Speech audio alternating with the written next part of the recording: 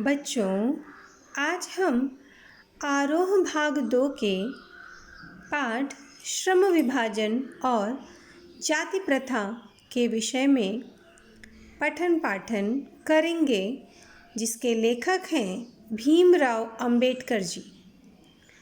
आइए हम भीमराव अंबेडकर जी के विषय में पहले कुछ जान लेते हैं। भीमराव अंबेडकर जी दलित जाति से संबंधित थे। वह स्वयं बहुत सारी परेशानियों का सामना कर चुके थे। छुआछूत आदि जैसी कुरीतियाँ उनके जीवन काल में व्यतीत हो चुकी थीं, जिसके कारण वह बहुत अधिक परेशान भी हो चुके थे। लोगों की दुत्कार सुनकर उन्हें बहुत बुरा लगता था। जब वह छोटे थे तभी ये सारी चीज़ें देखकर उन्होंने यह निश्चय किया कि वह बड़े होकर वकील बनेंगे और इस कुरीति को हटाने का भरसक प्रयास करेंगे, जिसको उन्होंने फलीभूत भी किया।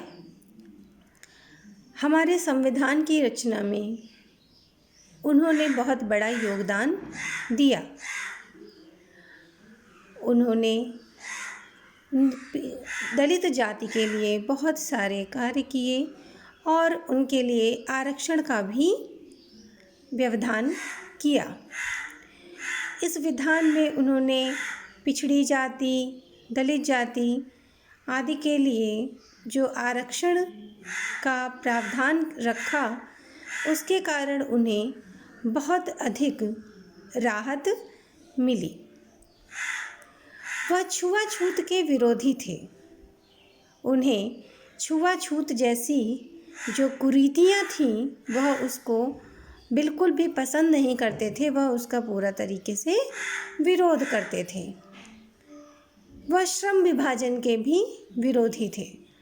उनका मानना था कि किसी भी व्यक्ति को छूने से किसी भी प्रकार की कोई हानि नहीं होती।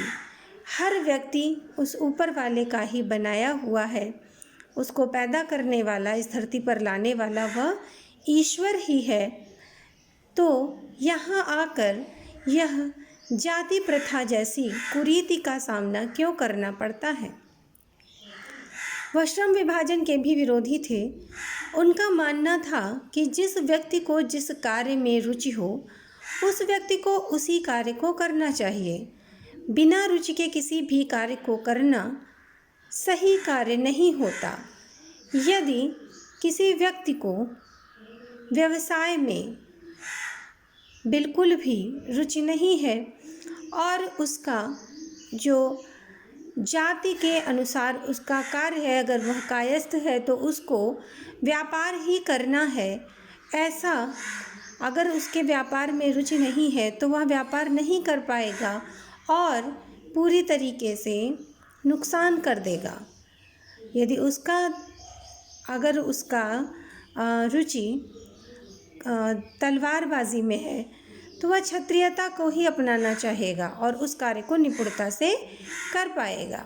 किसी क्षत्रिय को यदि तलवारबाजी करनी नहीं आती, वह स्वयं बिल्कुल निर्बल है, उसको उसके जाति के अनुसार अगर उसका श्रम विभाजन किया गया है कि नहीं, उसको सेना में ही भर्ती होना है और वह उस कार्य को कर पाने में सक्षम नहीं है, तो इस प्रकार के श्रम विभाजन का कोई भी मतलब नहीं होता।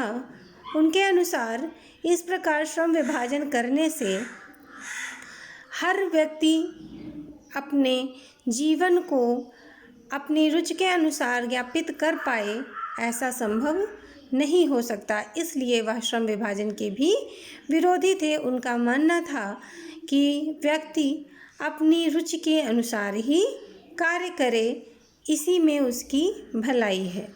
सभ्य समाज के निर्माण की कामना, वह एक सभ्य समाज के निर्माण की कामना करते थे, जिसमें सभी लोग मिलजुल कर रहें, सभी लोग पढ़े लिखे हों, सब एक अच्छे से युग का निर्माण करें, सभी धर्म एक समान का समर्थन।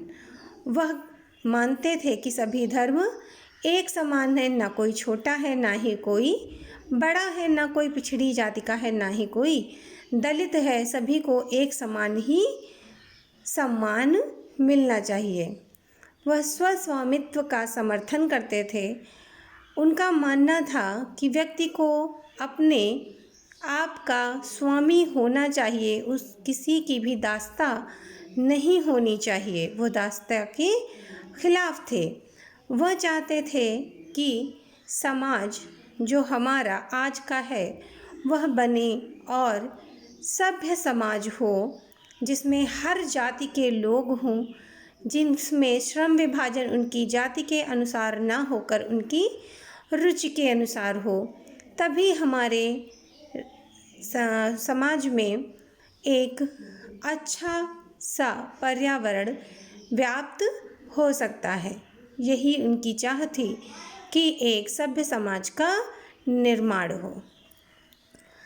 आज का हमारा गृह कार्य है श्रम विभाजन और जाति प्रथा के विषय में आप अपने विचार प्रकट करें। धन्यवाद।